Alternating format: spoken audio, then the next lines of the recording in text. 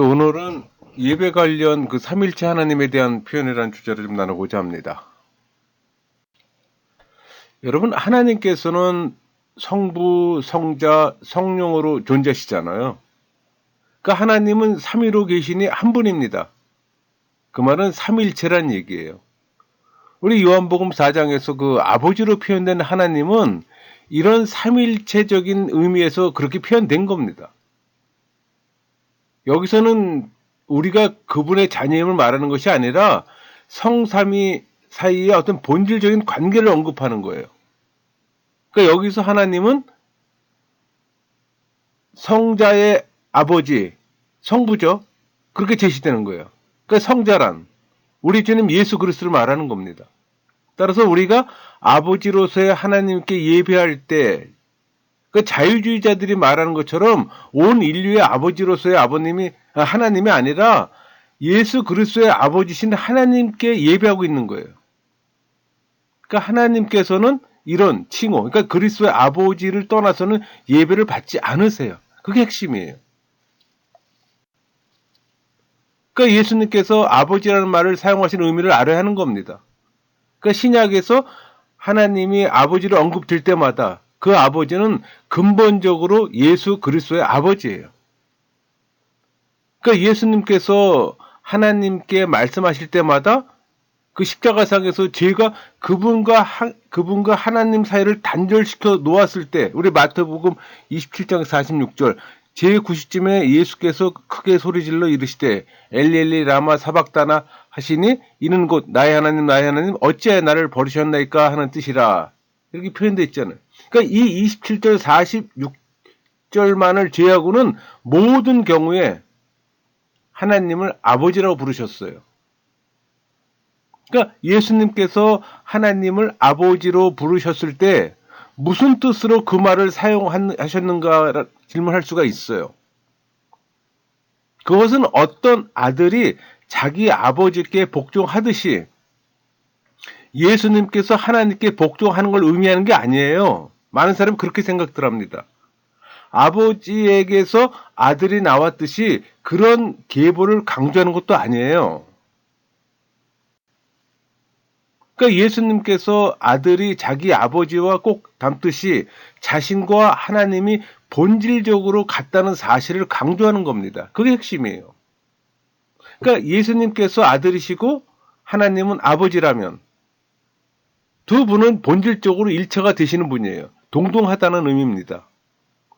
이것이 바로 예수님께서 항상 하나님을 아버지라고 부르시는 표현의 핵심인 거예요. 그러니까 예수님께서는 그 본질에 있어서 아버지와 같으며 성부와 같다는 얘기예요. 본성에 있어서도 아버지와 하나가 되심을 강조하는 거예요. 그러므로 예수 그리스도의 아버지로서 하나님께 예배하지 않으면 하나님께서는 예배를 결코 받지 않으세요. 그러니까 예수님께서 하나님을 아버지라고 말씀하실 때는 자신이 신성에 있어서 하나님과 동등하심을 말하는 겁니다. 그 사실을 보여주는 몇 가지 성경 구절을 제시하면은 우리 요한복음 5장 17절 18절 보세요. 예수께서 그들에게 이르시되 내 아버지께서 이제까지 일하시니 나도 일한다 하시매 유대인들이 이로 말미암아 더욱 예수를 죽이고자 하니 이는 안식일을 범할 뿐 아니라 하나님을 자기의 친아버지라고 하여 자기를 하나님과 동등으로 삼으심이로라. 예수님께서는 자신이 안식일에 병자를 고쳤다는 이유로 핍박받는 사람을 향해 요한복음 5장 17절 말씀하시는 거예요. 내 아버지께서 이제까지 일하신 나도 일한다. 이렇게 말씀하시는 겁니다. 다른 말로 하면 성삼위 가운데 제1위신 자신의 아버지를 부르시면서 우리가 함께 일한다고 말씀하시는 겁니다. 그래서 요한복음 5장 18절 이것은 유대인들이 예수님의 이 말씀을 어떻게 이해했었는가를 보여주는 말이에요. 그러니까 유대인들이 공격한 바는 옳았어요. 바로 그것이 예수님께서 말씀하고자 하셨던 내용이었어요. 그러니까 예수님께서 하나님을 자기의 아버지라고 부르실 때마다 그분은 하나님과 자신이 본질에 있어서 동등하시다는 사실을 말씀하시는 겁니다. 우리 요한복음 10장 29절에서 33절 말씀 볼까요? 그들을 주신 내 아버지는 만물보다 크심에 아무도 아버지 손에서 빼앗을 수 없느니라. 나와 아버지는 하나이니라 하신데 유대인들이 다시 돌을 들어 치려하거늘 예수께서 대답하시되 내가 아버지로 말미암아 여러 가지 선한 일로 너희에게 보였거늘 그 중에 어떤 일로 나를 돌로 치려하느냐. 유대인들이 대답하되 선한 일로 말미암아 우리가 너를 돌로 치려는 것이 아니라 신성 모독으로 인함이니 내가 사람이 되어 자칭 하나님이라 함이로라. 여기서도 알 수 있듯이 예수님께서 하나님을 자신의 아버지라고 하실 때 유대인들은 이 예수님께서 자기를 그 본질, 그러니까 신성에 있어서 하나님과 동등하다고 말씀하시는 걸 알아챘어요. 그러니까 유대인들은 예수님께서 자신이 하나님과 동등하다고 주장하고 계시다는 사실을 알았던 겁니다. 그러니까 예수님께서 자신의 아버지께 기도를 하면서 말씀하셨잖아요. 그게 요한복음 17장 1절에서 5절까지 말씀이잖아요. 볼까요? 예수께서 이 말씀을 하시고 눈을 들어 하늘을 우러러 이르시되 아버지여 때가 이르렀사오니 아들을 영화롭게 하사 아들로 아버지를 영화롭게 하게 하옵소서. 아버지께서 아들에게 주신 모든 사람에게 영생을 주려 하시려고 만민을 다스리는 권세를 아들에게 주셨음이로다. 영생은 곧 유일하신 참 하나님과 그가 보내신 자 예수 그리스도를 아는 것이니이다. 아버지께서 내게 하라고 주신 일을 내가 이루어 아버지를 이 세상에서 영화롭게 하셨사오니 아버지여 창세전에 내가 아버지와 함께 가졌던 영화로서 지금도 아버지와 함께 나를 영화롭게 하옵소서. 여기서 예수님께서는 자신을 성부 하나님과 동일시하고 있습니다. 그러니까 예수님께서 성육신 하기 전에 누렸던 그 충만한 영화를 주실 것을 좀 구하고 계시는 거예요. 그러니까 예수님께서는 하나님과 동등하시며 또 하나님을 자신의 아버지라고 부르실 때는 예수님의 신성을 말씀하시는 거예요. 우리 마태복음 11장 27절 내 아버지께서 모든 것을 내게 주셨으니 아버지 외에는 아들을 아는 자가 없고 아들과 또 아들의 소원대로 계시를 받는 자 외에는 아버지를 아는 자가 없느니라. 그러니까 예수님께서는 다시 아버지와 아들이 그 본질에 있어서 동일하시다는 걸 지금 말씀하시는 겁니다. 그러니까 아버지와 아들 사이에는 인간이 알 수 없는 가장 친밀한 교제를 나누고 계세요. 왜냐하면 아버지와 아들은 일체이시기 때문에. 그는 성자는 성부로부터 발생되셨고 성령은 성부로부터 발출됐어요. 마찬가지로 성자로부터 발출된 거. 이 관계를 우리가 바르게 알아야 되는 거예요. 이게 삼일체 핵심이에요. 그 아버지와 아들은 일체시잖아요. 그 성부와 성자는 일체라는 얘기입니다. 그래서 우리 요한복음 4장의 그 중심 본문으로 다시 들어가면은 여기서 예수님께서 하나님을 아버지라고 부르실 때 예수님께서 염두에 두신 것은 육신의 아버지가 아니라 예수님의 아버지를 염두에 두고 말씀하시는 거예요.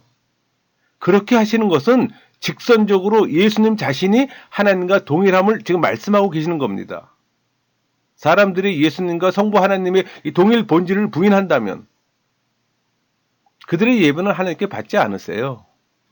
하나님을 예수 그리스도의 아버지로 인식하지 않고는 영이신 하나님께 연락되도록 예배할 수가 없어요. 그러니까 하나님은 이와 다른 말로 정의되어 예배해서는 안 되는 겁니다.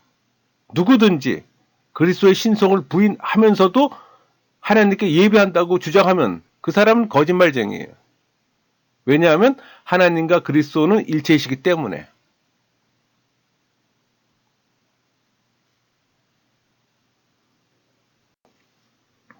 여러분, 아버지라는 말에 대한 이 사도들의 이해함을 보면은 신약의 그 신약 성경을 말하는 겁니다. 신약의 모든 서신들에서 하나님은 주 예수 그리스도의 아버지로 예배되어지고 동일시되어 있어요. 그러니까 사도 바울이 하나님께 영광을 돌리는 이 말 중에 하나는 에베소 1장 3절 말씀이에요. 찬송하리로다 하나님 곧 우리 주 예수 그리스도의 아버지께서, 이런 표현이 있잖아요. 그러니까 사도 바울이 하나님을 어떤 분으로 알고 있었는지를 이제 알게 되었을 겁니다. 그러니까 에베소 1장 17절 우리 주 예수 그리스도의 하나님 영광의 아버지께서, 그러니까 사도 바울의 위대한 기도예요. 그렇게 기도하는 거예요. 우리 주 예수 그리스도의 하나님 영광의 아버지. 그러니까 베드로전서 1장 3절 우리 주 예수 그리스도의 아버지 하나님을 찬송하리로다. 또 요한 2서 3절에 보면 은혜와 긍휼과 평강이 하나님 아버지와 아버지 아들 예수 그리스도께로 이렇게 표현되어 있잖아요. 그러니까 모든 성경 구절의 중심 내용을 정리하면은 하나님은 인간이 원하는 곳에 자신이 원하는 어떤 형태로든지 끼워 넣으면 들어가는 것 같은 그런 떠돌아다니는 영이 아니에요. 하나님은 영원하시고 광대하시고 영존하신 분으로서 모든 시대의 모든 사람들로부터 예배를 받으셔야 하는 분입니다. 그러나 성부께 나아갈 수 있는 유일한 길은 하나님을 우리 주 예수 그리스도의 아버지로 알고서 그분께 나가는 거예요. 예수님께서 요한복음 14장 6절 예수께서 이르시되 내가 곧 길이요 진리요 생명이니 나로 말미암지 않고는 아버지께로 올 자가 없느니라 이렇게 말씀하신 이유입니다. 그러니까 하나님께서는 예수 그리스도와 분리되어서는 예배를 받지 않는다는 얘기예요. 그러니까 우리가 예배를 해도 바르게 알고 해야 되는 겁니다. 여러분 교회의 예배 초점은 하나님인지 아니면 사람에게 맞춰졌는지 점검해 보세요. 현대교회는 의식적이든 무의식적이든 간에 하나님이 아니라 인간에게 돌리는 종교로 지금 전락해 가고 있어요. 인정하기 싫지만. 그러니까 오늘날 정통교회에서도 하나님 중심이 아니라 인간 중심으로 되어가는 경향이 있습니다. 우리는 실용주의 인간 중심적 사회에 살고 있기 때문에 모든 것을 그렇게 하는 경향이 있어요. 그러니까 우리는 사람들의 어떤 요구, 너 문제, 계획, 방법, 여러 가지에 관해서 이야기합니다. 하지만 그런 이야기들을 하는 중에서 사람들보다 하나님을 더 의식한다는 사실을 지금 망각하고 있다는 얘기예요. 그러니까 예수님께서 하나님과 동등하시다는 것에 대한 이 논리적인 결론을 내려주고 있어요. 요한복음 5장 23절 보세요. 이는 모든 사람으로 아버지를 공경하는 것 같이 하나님을 공경하게 하려 하심이라. 아들을 공경하지 아니하는 자는 그를 보내신 아버지도 공경하지 아니하느니라. 우리는 성부에게만 예배하는 것이 아니라 성자에게도 예배해야 하는 겁니다. 그러니까 우리가 성자께 예배하지 않으면 성부께도 예배할 수가 없는 거예요. 또 아들의 이름으로가 아니면 성부 하나님께로 나아갈 수가 없어요. 그러니까 우리가 성부께 기도한다면 또한 성자께도 기도하는 것이 되는 겁니다. 왜? 성자와 성부는 한 분이시기 때문에. 우리가 성부를 공경한다면 성자도 역시 공경하는 것이 되며 우리가 성부께 간구드리면 또한 성자에게도 간구하는 것이 되는 겁니다. 또 성부께 찬양 드리는 것은 곧 성자께도 찬양을 드리는 겁니다. 그러니까 성부와 성자는 일체시며 두 위 사이를 완전히 절연시킬 수가 없어요. 그러므로 예수 그리스도를 도외시한 예배는 결코 존재하지 않습니다. 우리가 성부께 나아가듯이 성자께도 나아가서 기도와 찬양을 드릴 모든 권리가 있어요. 우리는 성자께도 예배하도록 요구를 받고 있는 겁니다. 그러니까 성자께 예배함은 초대교회에서도 입증되었어요. 교회가 생긴 바로 그때부터 성도들은 그리스도를 주님으로 알고 있잖아요. 그러니까 성도들은 세례를 받을 때도 그리스도를 주님으로 고백했습니다. 그러니까 그리스도인은 집회 시에도 주님으로서의 그리스도께 기도를 드렸어요. 모든 무릎이 그분 앞에 꿇게 될 이 소망의 그날에는 예수님께서 주님으로 경배를 받으실 겁니다. 도움이 필요할 때도 주님으로서의 그리스도께 기도가 드려졌어요. 그러니까 모든 예배에 있어서 기본적인 이 기준서는 예수 그리스도가 주님이란 사실입니다.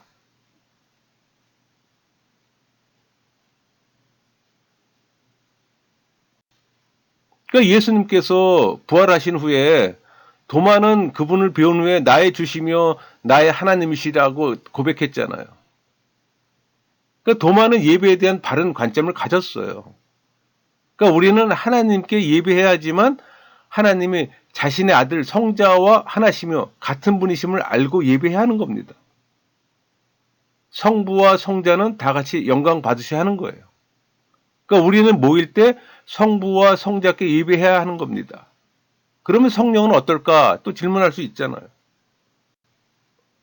성경에서 직접적으로 성령께 예배하라고 지적한 곳은 없습니다. 그러나 모든 예배는 성령의 능력 안에서 행해져요. 그러니까 우리 하나님의 존재에 나아가 아빠, 아버지라고 부를 수 있게 하신 분은 성령이잖아요. 로마서 8장 15절 양자 영혼을 받았으므로 우리가 아빠, 아버지라고 부르짖느니라. 그러니까 우리는 성령의 능력과 임재하심 가운데서 예배를 하나님께 나아갑니다.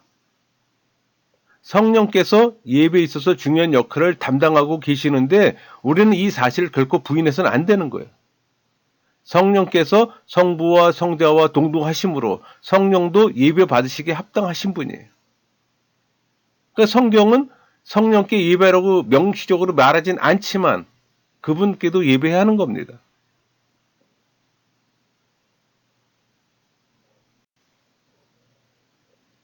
그러니까 많은 성경 구절에서 성령께서 아버지의 영이라고 불리우고 있잖아요. 우리 마태복음 3장 6절 아버지의 성령이 이렇게 표현되어 있잖아요. 또 그리스도의 영으로도 표현되어 있잖아요. 로마서 8장 9절 그리스도의 영이 없으면 그러니까 그리스도의 영으로도 불리우고 있는 겁니다. 그러니까 성령께서 성부 하나님과 성자 하나님에게서 발출하심으로 예배를 받으시게 합당하신 거예요. 따라서 성부와 성자와 더불어 성령께 예배하기를 주저하지 마세요. 그러나 성삼위가 예배 받으시기에 합당하지만 교회 시대는 성령의 독특한 사역이라는 면에서 성령은 우리를 부르셔서 성자께 예배케 하고 또 성자는 우리를 부르셔서 성부에 예배하게 하신다는 사실을 인식해야 하는 겁니다. 그렇다면 우리 요한복음 4장 20절에서 24절 볼까요? 우리 조상들은 이 산에서 예배하였는데 당신들의 말은 예배할 곳이 예루살렘에 있다 하더이다. 예수께서 이르시되 여자여 내 말을 믿으라. 이 산에서도 말고 예루살렘에서도 말고 너희가 아버지께 예배할 때가 이르리라. 너희는 알지 못하는 것을 예배하고 우리는 아는 것을 예배하노니 이는 구원이 유대에게서 남이라. 아버지께 참되게 예배하는 자들은 영과 진리로 예배할 때가 오나니 곧 이때라. 아버지께서는 자기에게 이렇게 예배하는 자들을 찾으시느니라. 하나님의 영이시니 예배하는 자가 영과 진리로 예배할지니라. 여기서는 누가 예배의 대상일까요? 예배의 대상은 영이신 하나님이신데 떠돌아다니는 불확실한 영이 아니라 성부 하나님이에요. 누구의 아버지일까요? 온 인류의 아버지? 아니에요. 그 본질에 있어서 하나님과 동등하신 주 예수 그리스도의 아버지예요. 그러니까 우리가 성부 하나님께 예배할 때 우리의 마음은 예수 그리스도께 예배하는 대로 가 있어야 되는 겁니다. 그 성자 하나님께 하는 이 예배를 묘사하는 놀라운 장면이 요한계시록 14장 1절에서 3절에 펼쳐지고 있습니다. 또 내가 보니 보라 어린 양이 시온산에 섰고 그와 함께 14만 4천이 서 있는데 그들의 이마에는 어린 양의 이름과 그 아버지의 이름을 쓴 것이 있더라.